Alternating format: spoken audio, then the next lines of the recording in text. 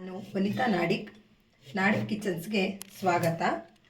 ನಾವಿವತ್ತು ಮಾವಿನಕಾಯಿ ಅಪ್ಪೆ ಹುಳಿ ಅಥವಾ ಮಾವಿನಕಾಯಿ ನೀರು ಗೊಜ್ಜು ಮಾಡೋದು ಹೇಗೆ ಅನ್ನೋದನ್ನು ತಿಳ್ಕೊಳ್ಳೋಣ. ಮೊದಲಿಗೆ ಮಾವಿನಕಾಯಿಯ ಸಿಪ್ಪೆಯನ್ನು ತೆಗೆದು ಈ ಥರ ಕೆತ್ಕೊಳ್ಬೇಕಾಗತ್ತೆ. ಈಗ ಕೆತ್ತಿಟ್ಟುಕೊಂಡ ಈ ಹೋಳನ್ನು ಒಂದು ಮಿಕ್ಸಿ ಜಾರ್ಗೆ ಹಾಕಿ ಅದಕ್ಕೊಂದು 4 ಸೂಜು ಮೆಣಸು ಹಾಕಿ ಸ್ವಲ್ಪ ಉಪ್ಪನ್ನು ಹಾಕಿ ರುಬ್ಬಿಕೊಂಡು ಬರೋಣ. ಈಗ ರುಬ್ಬಿಟ್ಟುಕೊಂಡ ಮಿಶ್ರಣಕ್ಕೆ ನೀರನ್ನು ಹಾಕಿ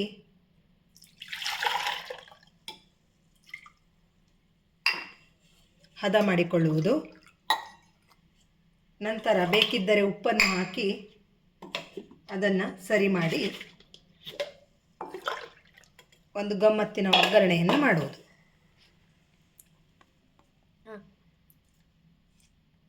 ಹಾಗೆ ಕೊಬ್ಬರಿ ಎಣ್ಣೆಯನ್ನು ಬಳಸ್ತೇವೆ.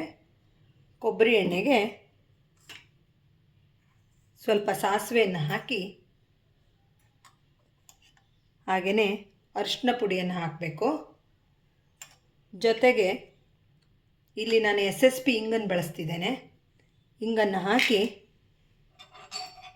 ನಂತರ ಕೊನೆಯಲ್ಲಿ ಒಣಮೆಣಸನ್ನು ಹಾಕಿ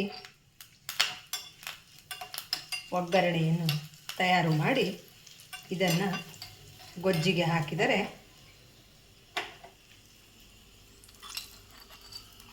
ಮಾವಿನಕಾಯಿ ನೀರು ಗೊಜ್ಜು, ಘಮಘಮವಾದ ಮಾವಿನಕಾಯಿ ನೀರು ಗೊಜ್ಜು ಅಥವಾ ಅಪ್ಪೆ ಹುಳಿ ಸವಿಯಲು ಸಿದ್ಧ.